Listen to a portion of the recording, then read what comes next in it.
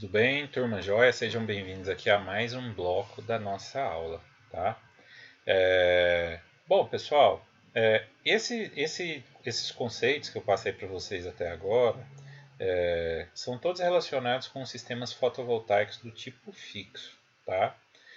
Entretanto, existem sistemas fotovoltaicos que, visando o aumento, né, da produção de energia, o aumento da eficiência do sistema, você pode introduzir um sistema de rastreamento solar, tá? Esse sistema de rastreamento solar, ele pode ser de um eixo, né, de 1 grau de liberdade, ou de 2 graus de liberdade, tá? Então, por exemplo, num sistema de um eixo, de 1 grau de liberdade, você pode manter um eixo fixo e variar um eixo. Por exemplo, você pode manter o eixo vertical fixo e variar a inclinação do painel, tá? Ou você pode ter o oposto, você pode ter a inclinação do painel fixa e variando a rotação do painel, tá? Então são duas formas que você tem. Ou você pode ter um sistema de 2 eixos, tá? E aí, quando você tem esse sistema de rastreamento solar, que é o que a gente chama de sistema tracker, esse painel fotovoltaico ele vai funcionar como se fosse um girassol. Ele vai seguir o sol, tá? Eu não vou entrar aqui em detalhes da tecnologia, né, de como funciona isso, porque é uma tecnologia bastante complexa, né, demandaria bastante tempo aqui. Mas basicamente você vai ter motores e sensores, os sensores vão detectar a radiação e dependendo da incidência da radiação ele vai acionando o motor para o motor fazer o giro para reposicionar o painel, de forma que o painel sempre busque a melhor produção, tá? Então aqui só exemplificando, né? Um sistema rastreador de um eixo, então você pode variar tanto a inclinação do painel quanto o giro do painel, a rotação do painel. E aí você também pode ter um sistema de 2 eixos que combine esses dois fatores. O que vai acontecer? O sistema de 2 eixos, naturalmente, ele vai ser um pouco mais caro, tá? Uma outra coisa que é importante, pessoal, nós mencionarmos para vocês é que esse modelo de geração fotovoltaica que eu falei até agora é o que nós chamamos de geração distribuída, tá? O que é a geração distribuída? É aquela geração de formiguinha, né? Cada um compra o seu painel fotovoltaico e começa a produzir energia na sua casa, tá? Então, utilizando, né, os painéis fotovoltaicos convencionais, tá? Então, essa é uma forma de geração de energia, né, que tem sido bastante fomentada aqui no Brasil. Porém, existem também o que a gente chama de usinas solares. O que são as usinas solares? São grandes investidores, eles alugam ou arrendam ou compram grandes áreas e aí eles instalam lá milhares de painéis fotovoltaicos para produção em grande escala de energia, tá? Então, para produção de energia como se fosse uma usina mesmo, tá? Nesse caso, esse tipo de cliente ele vai ter um outro enquadramento dentro da geração fotovoltaica, tá? Uma observação que eu faço para vocês, quem tiver interesse, quiser aprender mais, basta vocês entrarem no site da ANEEL, procurar lá dentro do site da ANEEL o espaço que trata a respeito das energias renováveis, e aí tem lá um documento específico que fala somente sobre geração distribuída, tá? Que é justamente essa questão dos sistemas fotovoltaicos de pequeno porte.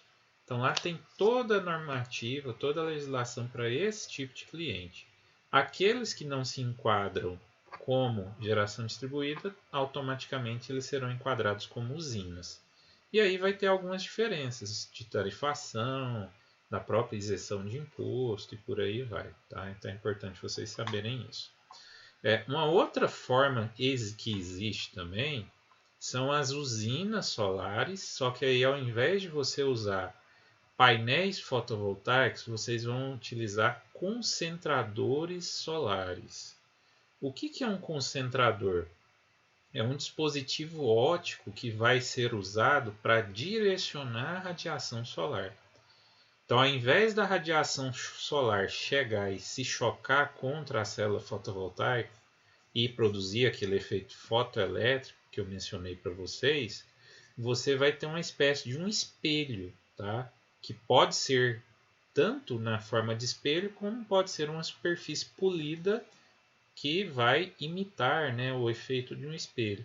E aí aquela superfície polida ou aquele espelho vai rebater, vai redirecionar esse painel, essa radiação solar, tá?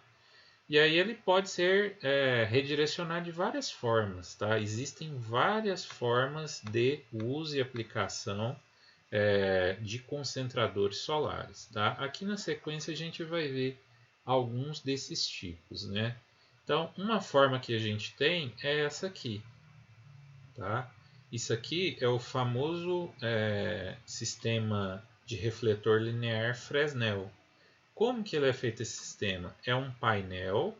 Dentro desse painel você tem vários filetes espelhados. A radiação ela bate nesses filetes espelhados e aí ela vai rebater para um tubo central. Dentro desse tubo central você vai ter um fluido. Esse fluido é um fluido termodinâmico para favorecer lá a troca de calor. E aí ele vai conseguir ali aquecer esse fluido, né, de cerca de 10 até 40 vezes a temperatura ambiente. Então você consegue lá, por exemplo, aquecer o fluido a temperaturas de 60 até 250, 300 graus Celsius. E aí esse fluido ele é levado depois para uma usina térmica, né? Pensa numa usina térmica. Na usina térmica você tinha o que ali? Uma caldeira para esquentar a água para produzir o vapor para gerar energia. Não foi isso que a gente estudou lá no início da nossa disciplina? Nesse caso aqui você vai substituir a caldeira por esse fluido aquecido. Então este fluido aquecido vai fazer a vaporização da água e aquele vapor da água vai entrar com pressão na sua turbina para produzir energia elétrica. Tá? Então essa é uma forma. Aqui a gente tem um exemplo de refletor cilíndrico. É o mesmo princípio de refletir a radiação solar, só que nesse caso aqui é um único material espelhado, é um único corpo, né, que tem esse formato aqui cilíndrico, né, meio parabólico aqui, e aí ele vai refletir aqui para esse receptor tubular no centro. Também consegue produzir um aquecimento muito grande. Existe esse aqui, né? Na verdade, olha lá, esse aqui é o cilíndrico, esse sim é o parabólico, tá? Então, no parabólico, funciona muito próximo àquelas antigas antenas parabólicas. Você tem a radiação chegando, reflete através da parábola para o centro, e aí você vai ter ali o aquecimento ali daquele fluido e a produção do movimento mecânico através de um pistão ou de alguma outra forma para produção de energia elétrica, tá? E existe também, pessoal, os famosos sistemas que a gente chama de sistemas heliotérmicos, tá? O que é o sistema heliotérmico? Ao invés de você colocar vários painéis refletores com aquela tecnologia anterior que a gente viu, você vai colocar, na verdade, vários espelhos, e aí esses espelhos vão refletir essa radiação solar para uma torre central. E aí dentro dessa torre central, aqui em cima tem o que a gente chama de gema solar, aqui vai conter o fluido que vai ser aquecido e aqui no pé dela vai estar a usina térmica, que aquele fluido vai fazer o processo termodinâmico. Esse aqui é um sistema que a gente chama de usinas heliotérmicas, tá? São bastante utilizados. Aqui no Brasil não tem tantas usinas dessa forma, mas fora do país tem bastante uso dessa tecnologia, tá? Então também é uma tecnologia muito utilizada. Aqui a gente tem um outro tipo de sistema. Esse aqui é um painel normal, aí você tem essa semi-parábola aqui, né? E o sistema tubular no meio. E aí você vai ter a concentração da radiação nesse material. Esse aqui é um outro tipo, né, de célula, né? Aqui é por lentes de refração ou por espelhos de reflexão, né?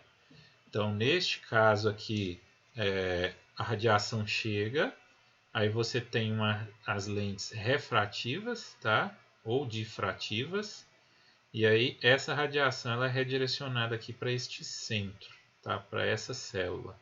Nesse caso aqui, a gente chama isso de célula de alta eficiência. Por quê? Aqui você não está aquecendo fluido, você está aquecendo uma pequena célula fotovoltaica. Qual que é a diferença do ganho aqui de material? Ao invés de você usar uma célula do tamanho desse material aqui de cima, você usa essa lente focal aqui, esse concentrador Fresnel, e aí a sua célula, né, com aquela tecnologia fotovoltaica que eu falei para vocês, ela é muito, muito menor. Ela vai ser bem pequenininha, só que tem uma tecnologia diferente, né? Ao invés de ser células de junção única, né, tipo PN ou NP, são células do tipo multijunção, que aí aumenta a tecnologia, aumenta a eficiência. Esse aqui é um exemplo dessa célula de multijunção, tá vendo? Então, ao invés de você usar uma grande célula, você tem aqui os refletores Fresnel, olha o tamanhozinho da célula lá dentro. Então você vai conseguir concentrar uma grande radiação em uma pequenina célula, tá? Bastante utilizada. Pessoal, muito obrigado pela participação de vocês. Eu aguardo vocês no próximo bloco. Até lá!